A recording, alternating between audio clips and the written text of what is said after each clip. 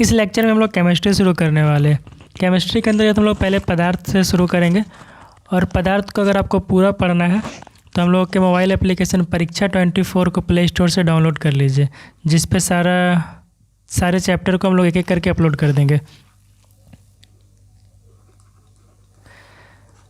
ये इसके अलावा हम लोगों का यूट्यूब चैनल विद्यालय टीवी है, उसको भी आप सब्सक्राइब कर सकते हैं। दोनों का लिंक हम लोग डिस्क्रिप्शन में डाल दे रहे हैं। ठीक है, तो पदार्थ जो हम लोग शुरू करने वाले, पदार्थ का जो अध्ययन है हम लोग रसायन विज्ञान में पढ़ते हैं, रसायन विज्ञान में करते हैं।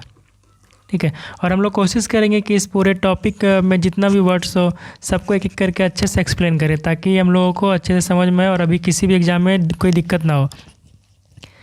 और इसके अलावा हम लोग MCQ टाइप का जितने भी क्वेश्चन है सारा क्वेश्चन को कवर करने की कोशिश करेंगे। ठीक है, तो हम लोग क्या कर रहे थे कि पदार्थ का अध्ययन हम लोग रसायन विज्ञान में करते हैं। ठीक है, अब रसायन विज्ञान क्या होता है? तो रसायन विज्ञान का वह शाखा है जिसमें पदार्थ के संगठन, जैसे इसके परमाणुिक कण होता है जिसमें इलेक्ट्रॉन, प्रोटॉन, न्यूट्रॉन, ETC होता है, संरचना को पढ़ेंगे और गुणधर्मों को पढ़ेंगे। गुणधर्म पदार्थ का गुण होता है, उस गुण को एक एक करके हम लोग पढ़ना शुरू करेंगे। ठीक है, पदार्थ का गुण जैसे कि पदार्थ के कणों के बीच रिक्त स्थान होता है, ETC, ऐसा बहुत सारा गुण है जिस गुण को दो भाग में बांटा गया, भौतिक गुण और रासायनिक प्रकृति। ठीक है, दोनों को एक एक करके हम लोग पढ़ेंगे। तो सबसे पहले हम लोग शुरू करते हैं पदार्थ से कि पदार्थ क्या होता है। तो पदार्थ क्या है कि जब प्राचीन भारतीय दार्शनिक था, पदार्थ को मूल तत्व में 5 मूल तत्वों में वर्गीकृत किया गया था। एक तरह से आप समझ लीजिए कि जो हम अपने आसपास जितना जो भी देख रहे हैं सारा का सारा पदार्थ है। ठीक है, तो इसको जो प्राचीन भारतीय दार्शनिक था उसको 5 मूल तत्वों में वर्गीकृत किया था, जिसमें वायु, पृथ्वी, अग्नि, जल और आकाश था। ठीक है, इसको यूनानी दार्शनिक भी कुछ ऐसा ही बोला था कि पदार्थ को भी इसी तरह से वो लोग भी वर्गीकृत किया था।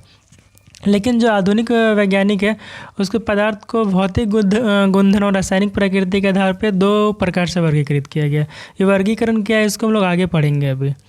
ठीक है, तो हम लोग क्या करेंगे कि सबसे पहले आते हैं पदार्थ पे कि पदार्थ होता क्या है। तो पदार्थ क्या होता है कि कोई भी वस्तु जिसमें द्रव्यमान हो। द्रव्यमान क्या होता है कि वस्तु में पदार्थ की मात्रा, ठीक है, किसी भी वस्तु में पदार्थ की जो मात्रा है उसको द्रव्यमान कहते हैं।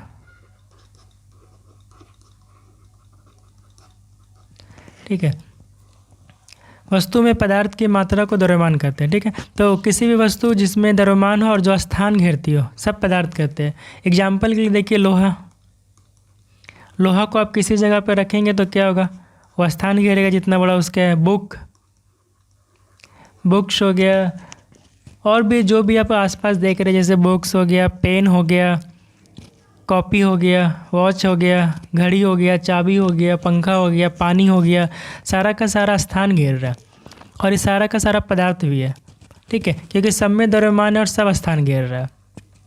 तो ये हम लोग पहले ही पढ़ चुके हैं। पदार्थ का अध्ययन रसायन विज्ञान के अंतर्गत किया जाता है और रसायन विज्ञान क्या होता है इसको हम लोग भी पढ़े। ठीक है, द्रव्यमान के बारे में बताया कि द्रव्यमान क्या होता है, किसी वस्तु में उपस्थित उसकी पदार्थ की मात्रा। तो जो पदार्थ की मात्रा है उसको द्रव्यमान कहेंगे। ठीक है, तो हम लोग यहाँ तक आशा करते हैं कि आप लोग पदार्थ को समझ चुके हैं कि पदार्थ क्या है। तो सिंपल से आप देख लीजिए, एक लाइन में बोले तो आसपास आपको जो भी दिखाई दे रहा है सब पदार्थ है, क्या कि सब में द्रव्यमान है और सब स्थान घेर रहा है, चाहे वायु हो, चाहे लोहा हो या फिर पानी हो। ठीक है, और द्रव्यमान, एक चीज़ यहाँ पे छोटी है, द्रव्यमान जो होता है उसका ऐसा ही मात्रा किलोग्राम होता है। ठीक है, यहाँ पे एक हम लोग का वर्ड आया था कि रसायन विज्ञान में जो होता है पदार्थ के गुण को पढ़ते हैं, गुणधर्मों को। ठीक है, तो गुणधर्म को एक सिंपल से एक अगर लैंग्वेज में पढ़ा जाए, ठीक है, तो इसको क्या कहेंगे कि जिसमें धुती हो। धुती का मतलब होता है चमक। जैसे कि लोहा, देखिए लोहा चमकता है। पुराना लोहा में जंग लगने के बाद नहीं चमकता है, लेकिन अगर आप उसी हिस्सा को जहाँ पे जंग लगा या किसी हिस्से से अगर उसको काट देंगे तो जो फ्रेश कटा हिस्सा है वहाँ पे एक चमक दिखाई देगा। चमक मतलब धुती है। ठीक है, या फिर देखिए लोहा तो लिखे सोना। ठीक है, देखिए सोना भी चमकीला होता है। तो पदार्थ का एक गुण है कि वो चमकीला होता है। ठीक है, प्राय पदार्थ चमकीला होता है और जो चमकीला होता है लगभग वो धातु में आता है। ठीक है, एक और चीज़ होता है कि पदार्थ को संपीड़ित मतलब कंप्रेस करना होता है, दबाना होता है कि हम उसको दबा सकते हैं कि नहीं। ठीक है। जिसको दबा दे रही है कोमल पदार्थ है, जिसको ना नहीं दबा पा रहे हो क्या कठोर पदार्थ है। ठीक है, जिसको दबा दिए कोमल पदार्थ है, जिसको ना दबा पाए कठोर पदार्थ है। अब पदार्थ दब काहे रहा है, तो पदार्थ होता है कण से बना होता है, छोटा छोटा कण से बना होता है। कण क्या होता है, इस कण को क्या कहते हैं हम लोग आगे पढ़ेंगे, लेकिन फिलहाल समझ लीजिए कि पदार्थ में कण होता है और कण के बीच रिक्त स्थान होता है। अब अगर इसके बीच में अगर रिक्त स्थान है तो हम क्या करेंगे, अगर इसको दबाएंगे तो दब के दोनों इस टाइप से सट जाएगा। ठीक है, तो जिसमें रिक्त स्थान है उसको अगर हम दबा रहे हैं मतलब संपीड़ित कर रहे हैं तो क्या हो रहा है कि दब जा रहा है। समझे, मतलब कि पदार्थ में हम दबाने पर अगर पदार्थ सट गया तो कोमल पदार्थ है, और नहीं सटा तो क्या होगा, जो पहले से सटा उसको हम नहीं दबा पाएंगे। ठीक है, तो क्या वो कठोर पदार्थ होगा। इसको भी हम लोग बाद में एक्सप्लेन करके पढ़ेंगे अभी जस्ट कि कण क्या होता है और सटा क्या होता है। फिलहाल एग्जाम्पल के लिए हम इसको आसान भाषा में समझाने के लिए आपको बताया कि पदार्थ का जो कण होता है उसके बीच रिक्त स्थान होता है। ठीक है, अभी रिक्त स्थान से क्या होता है हम इसको दबा सकते हैं। ठीक है, अभी रिक्त स्थान का मिश्रण होता है, सबको हम एक एक करके भी पढ़ेंगे हम लोग। ठीक है, इसी कारण से ये किसी पदार्थ विलय होता है। विलय मतलब क्या होता है, जैसे कि यहाँ पे देखिए विलय लिखा हुआ है कि पदार्थ का गुण है विलय और अविलय। तो पदार्थ का जो दो अलग अलग पदार्थ है, मान लीजिए दो अलग अलग पदार्थ है, उस दोनों का कण के बीच में रिक्त स्थान है, तो क्या होता है एक पदार्थ का कण दूसरे पदार्थ के कण के बीच में ऐसे आके समावेशित हो जाता है। ठीक है, समावेशित होता है मतलब पूरा तरह से घुल जाता है, इसको विलय कहते हैं। ठीक है, और इसको मिश्रण भी कहते हैं। अगर दो पदार्थ का कण अगर दो अलग अलग पदार्थ का कण आपस में अगर घुल जा रहा है, मतलब कि रिक्त स्थान के बीच आकर कैसे समावेशित हो जा रहा है, तो इसको मिश्रण कहते हैं। ठीक है, एग्जाम्पल के लिए देखिए यहाँ पे क्या है कि आप एक बाथ टब या बाल्टी में पानी भर लीजिए। ठीक है, इससे पानी भरा हुआ है, 1 लीटर पानी भरा हुआ है, समझ लीजिए कि 1 लीटर पानी है यहाँ पे, और 1 चम्मच अगर हम इसमें नील डालेंगे तो क्या होगा, पूरे पानी को नीला कर देगा। इसका रीज़न क्या है कि जो जल का कण था उसके बीच जो रिक्त स्थान था उसके अंदर आपका नील का जो कण था आके समावेशित हो गया। ठीक है, उसमें घुल गया। अगर ऐसा घुल जाता है तो क्या होता है, उसको विलय कहते हैं, मतलब जल में विलय है, नील जल में विलय है, और नहीं घुल पाता है तो उसको अविलय कहते हैं। जैसे कि आप देखिए अगर इसमें नील के जगह पे अगर पत्थर डाल देते तो नहीं घुलता, किसी एक जगह पे दिखाई देता है कि यहाँ पे रखा हुआ है। ठीक है, तो यहाँ तक हम लोग समझे कि विलय क्या होता है, विलय क्या होता है। इसके अलावा क्या होता है, पारदर्शिता, पदार्थ का पारदर्शिता का मतलब होता है कि आर पार देखा जा सकना। जैसे कि अगर एक शीशा है, आप शीशा के इस पार से देखेंगे तो आपको इस पार कौन खड़ा है, क्या है रखा हुआ, सब दिखाई देगा। तो अगर पदार्थ के इस साइड से दूसरे साइड दिखाई दे रहा है तो उसको कहते हैं पारदर्शी।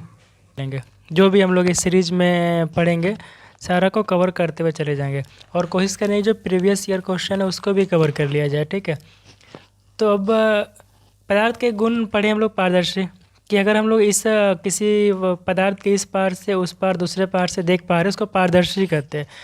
अब पदार्थ के इतना गुण को हम लोग पढ़ रहे, ज़रूरत क्या है गुण के अध्ययन करने का, तो ज़रूरत है कि हम लोग पदार्थ के गुण के हिसाब से उसका उपयोग करते हैं। मान लीजिए किसी पदार्थ का गुण है आर पार दिखाई देना, पारदर्शी। ठीक है, कोई पदार्थ पारदर्शी है तो हम क्या करेंगे, जैसे हमको खिड़की, अपना घर की खिड़की में हमको लगाना है कुछ कि हम खिड़की से बाहर भी देख पाए। ठीक है, तो हम क्या करें, अगर हमको बाहर देखने का यूज है तो हम शीशा का यूज करेंगे, बाहर देखने का यूज नहीं तो लकड़ी का यूज करेंगे। इसीलिए और भी पदार्थ के गुण को हम लोग देखते हैं, गुण के हिसाब से उसका उपयोग करते हैं, उसका अध्ययन करते हैं। ठीक है, उसको हम लोग बाद में भी देखते ही जाएंगे तो पढ़ लेंगे। अब पारदर्शी क्या होता है कि हम आर पार अगर नहीं देख पा रहे हैं, तो मान लीजिए कि लकड़ी का दरवाज़ा है तो लकड़ी के आर पार हम लोग नहीं देख पाते, तो ऐसे पदार्थ को पारदर्शी कहते हैं। पारभासी क्या होता है कि धुंधलापन दिखेगा, उस पार पूरी तरह से क्लियर नहीं देख पाते। एग्जाम्पल के लिए कोई कागज़ है, उस कागज़ में हल्का सा तेल लगा देंगे तो क्या होगा, उस पार दिखाई देने लगता है लेकिन क्लियर नहीं दिखाई देता है।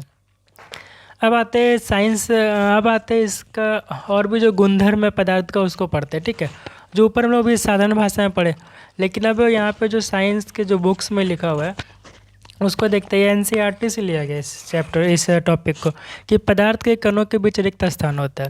अब पदार्थ के कण के बीच रिक्त स्थान होता है, इसको कैसे जान सकते हैं कि हम पदार्थ के कण के बीच रिक्त स्थान होता है कि नहीं। तो पहले जब हम लोग के पहले मतलब प्राचीन में जब शुरू हुआ था तो पदार्थ के बारे में 2 मत था, कि लकड़ी का टुकड़ा के जैसा होता है, दूसरा मत है कि नहीं ये बालू के कण के जैसा होता है। ठीक है, तो हम लोग को यहाँ पे मानना पड़ेगा कि बालू के कण के जैसा होता है, और कण के तब इस हिसाब से हम इसको पढ़ पाएंगे। ठीक है, कि तब हम इसको समझ पाएंगे अच्छे से। तो पदार्थ के कण के बीच में रिक्त स्थान होता है, ठीक है। इसलिए हम कैसे समझ पाएंगे कि रिक्त स्थान होता है, कि अगर रिक्त स्थान होता है इसलिए हम उसको कंप्रेस कर पाते हैं, संपीड़ित कर पाते हैं। जैसे कि आप देखिए एलपीजी या सीएनजी। सीएनजी क्या होता है, कंप्रेस्ड नेचुरल गैस होता है। अब हम क्या करते हैं, इसको कंप्रेस करते हैं ताकि बहुत ज़्यादा गैस को छोटे जगह में हटा पाए, ठीक है। कंप्रेस का मतलब क्या होता है, मान लीजिए कि आपको कहीं जाना होता है, या फिर मान लीजिए कि कहीं जाना होता है, तो आप क्या करते हैं, कपड़ा पैक करते हैं। तो इतना कपड़ा पैक किए, फिर भी आपका कुछ कपड़ा बाहर रह गया, तो हम क्या करेंगे, इस कपड़ा को दबाएंगे, ऊपर वाले कपड़ा को दबा के एक दो कपड़ा इसमें और डालने की कोशिश करते हैं। तो हम कपड़ा काहे डाल पा रहे, कैसे डाल पा रहे, क्या है कि इसके बीच रिक्त स्थान था, तब तो कपड़ा को दबाए तो नीचे आया, ऊपर का जगह कुछ खाली बचा और हम और कपड़ा को डाल पाए। उसी तरह पदार्थ के कण के बीच में होता है, उसके बीच में रिक्त स्थान है, तब तो हम उसको कंप्रेस कर पा रहे हैं। या फिर देखिए पानी में अगर हम नमक डालते हैं तो नमक घुल जाता है, इतना घुल जाता है कि नमक दिखना बंद हो जाता है, विलुप्त हो जाता है पानी में ही। ऐसा क्या हुआ, क्या है कि जल के कण के बीच नमक का कण अच्छा तरह से जाके घुल गया, ठीक है। अब उसके कण के बीच में अगर गैप नहीं होता, तो रिक्त स्थान नहीं होता, तो नमक उसमें घुलता नहीं, ठीक है। तो हम समझ पा रहे हैं कि पदार्थ के कण के बीच रिक्त स्थान होता है। दूसरा है क्या कि पदार्थ का कण निरंतर गतिशील होता है। देखिए पदार्थ का जो कण है, कण क्या है, कण को हम लोग पढ़ेंगे, फिलहाल अभी मान के चलिए कण कण ही है, ठीक है।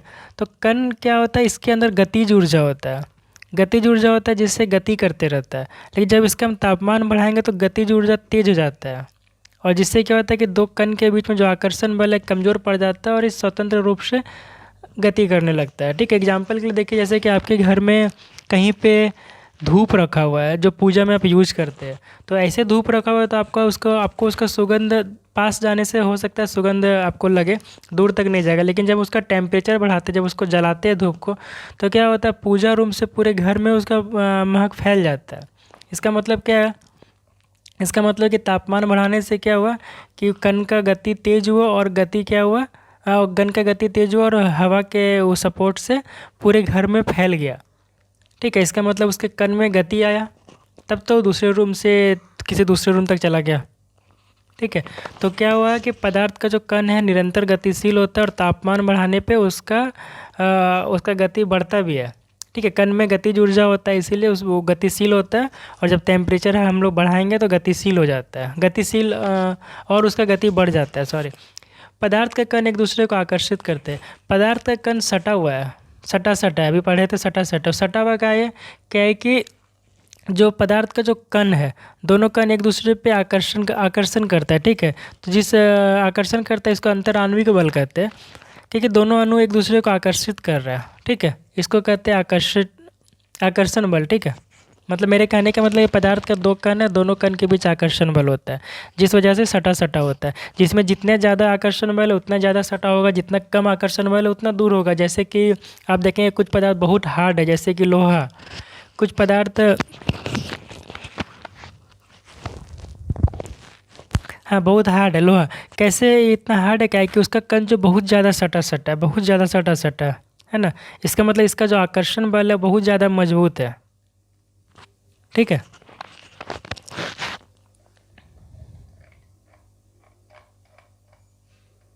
तो अभी तक हम क्या समझ पाए, यहाँ तक इतना समझ पाए कि कुछ कण जिसका कण बहुत ज़्यादा सटा होता है, ठीक है। इसको क्या कहते हैं, इसको कहते हैं ठोस। इसके अंतराण्विक बल जो आकर्षण बल है वो सबसे ज़्यादा होता है, ठीक है। इसको ठोस कहते हैं। और इसका क्या होता है, आकार और आयतन निश्चित होता है। अब आयतन क्या होता है, आयतन होता है कि लंबाई चौड़ाई और ऊंचाई तीनों मिला के जितना जगह घेर रहा है उसको इसका आयतन कहते हैं, ठीक है। तो इसका आयतन निश्चित होता है। अगर आप किसी ईंट को लेके जाएंगे तो किसी भी जगह पे लेके जाएंगे उसका आकार सेम रहेगा, ठीक है। तो और आयतन भी सेम रहेगा, उतना ही स्थान घेरेगा जितना जहाँ पे घेर रहता है, ठीक है। तो आकार और आयतन दोनों निश्चित है। दूसरा क्या देखिए, थोड़ा थोड़ा दूर हो सकता है, अगर आकर्षण बल कम हो जाए थोड़ा दूर हो जाएगा, ऐसा अवस्था को हम द्रव्य कहते हैं, द्रव, ठीक है। तो इसमें क्या होता है, आकार निश्चित नहीं होता है, क्या है कि अगर 1 लीटर पानी को अगर आप बाल्टी में डालेंगे तो बाल्टी का आकार ले लेगा, ठीक है। अगर गिलास में डालेंगे तो गिलास का आकार ले लेगा, अगर 1 लीटर हट जाएगा तो, ठीक है। तो आकार इसमें निश्चित नहीं, लेकिन इसका आयतन निश्चित होता है। अगर 1 लीटर पानी जितना स्थान घेर रहा है यहाँ, उतना स्थान ये सब हर जगह घेरेगा, ठीक है। लंबा तीनों डायमेंशन मिला के, लंबाई चौड़ाई ऊंचाई तीनों मिला के जितना स्थान घेर रहा है 1 लीटर पानी बाल्टी में, उतना गिलास में भी घेर लेगा, ठीक है। इसलिए कहते हैं कि इसका आकार निश्चित नहीं है लेकिन आयतन निश्चित है। गैस का कण बहुत दूर दूर होता है, इसका ना आकार निश्चित होता है ना आयतन निश्चित होता है। जिसका कण एकदम दूर दूर है, स्वतंत्र रूप से एकदम है, उसको कहते हैं गैस। गैस पदार्थ का गैसीय अवस्था, ठीक है। इसमें क्या होता है, इसका आकार और आयतन कुछ भी निश्चित नहीं होता है, दोनों में कुछ भी निश्चित नहीं होता है, ठीक है। तो हम 3 अवस्था देखें, ठीक है। ये भौतिक गुण के हिसाब से अभी तक 3 अवस्था देखें, ठोस, द्रव, गैस, ठीक है। इसके अलावा होता है plasma, Bose-Einstein condensate, Fermi condensate, इसको भी हम लोग आगे पढ़ेंगे, ठीक है। ये भौतिक आधार पे है, ठीक है। इस वीडियो में भी इतना पढ़ते हैं, इसका पार्ट 2 में अभी हम लोग इसको पढ़ेंगे, पदार्थ के सारा अवस्था का वर्गीकरण रासायनिक और भौतिक आधार पर, और सबके बारे में डिटेल से एक एक करके पढ़ते जाएंगे, ठीक है।